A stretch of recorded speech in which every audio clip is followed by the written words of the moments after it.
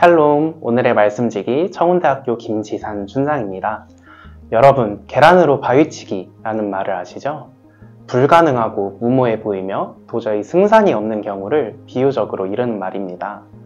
오늘 본문에서 볼 수 있는 상황이 그렇습니다.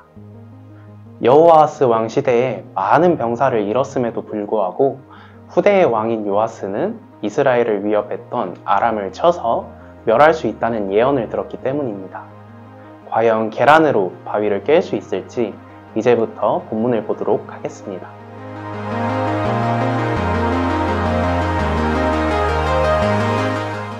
본문의 시작부터 엘리사가 죽을 병이 들었다는 암울한 소식이 들려옵니다.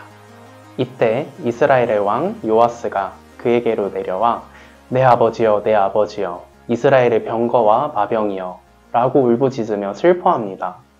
내 아버지 이스라엘의 병거와 마병이라는 표현에서 엘리사에게 그가 의지하고 있음을 알 수 있습니다. 이어서 슬퍼하는 요아스에게 엘리사는 활과 화살을 가져오라 한 뒤 동쪽을 향해 쏘도록 합니다. 그리고 이는 여호와를 위한 구원의 화살이니 아람으로부터 벗어날 것이라 예언합니다. 또 그 화살을 짚고 땅을 치라고 하자 요아스는 3번 치고 그치는데 엘리사는 노하며 5번을 쳤더라면 아람을 완전히 멸망시킬 수 있었다고 말합니다.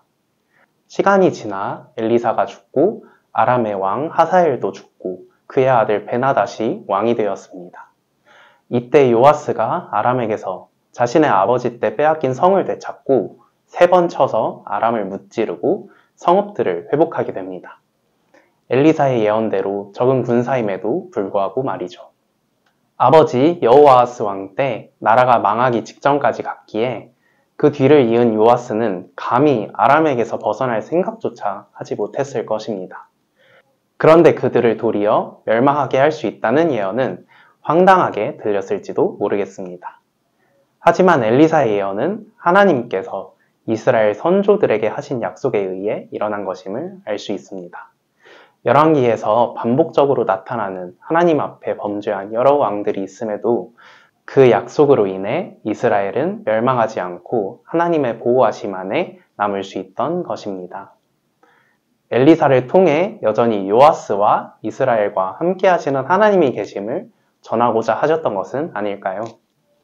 또 볼 수 있던 것은 요아스의 불완전한 순종입니다. 엘리사는 화살이 여호와를 위한 구원의 화살, 이스라엘의 대적인 아람을 무찌를 화살이라고 분명하게 얘기한 뒤 그것으로 땅을 치라고 얘기했습니다. 그러나 요아스는 단 3번만 친 후 그만둡니다. 진실로 그 화살이 하나님께로 주어진 능력임을 확신했다면 이스라엘을 그토록 비참하게 만든 대적을 3번만 치고 내려놓을 수 있었을까요?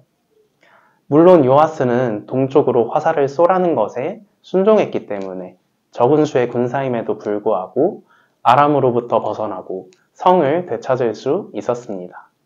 하지만 화살로 3번 친 부족한 믿음 때문에 아람을 완전히 멸망시키지 못한 결과를 맞이하게 됩니다. 하나님의 계획은 완전하시며 실수가 없으십니다.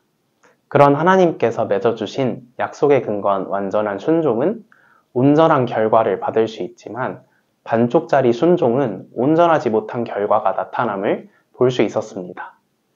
사람의 눈과 마음으로는 불가능해 보인다고 해서 기대를 저버리는 일이 너무나 쉽습니다. 그러나 하나님께서 하실 것이라는 신뢰로 기도하고 기대한다면 물맷돌로 골리앗을 무찌르고 여리고성을 함락시킨 것과 같은 기적을 주실 것을 확신합니다.